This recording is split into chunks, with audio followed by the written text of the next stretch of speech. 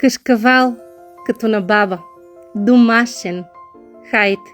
Ще ни трябват 4 литра прясно мляко, които сипваме в тенджерка и слагаме на котлона да заври млякото.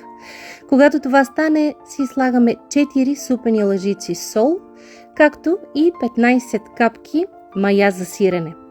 Отново разбъркваме, намаляваме котлона и след това идва магията. Лимонена киселина. Аз слагам цялото пакетче.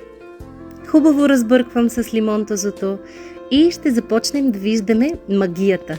Както баба казваше, парцали. Трябва да стане на парцали. Когато това се случи, трябва да си прецедим с тензух нашият кашкавал. И това трябва да го направим, докато все още е горещ. Хубаво изцеждаме, връзваме на топка и оставяме някъде да се изцеди за една нощ, 24 часа най-добре. Аз ползвах мивката в кухнята.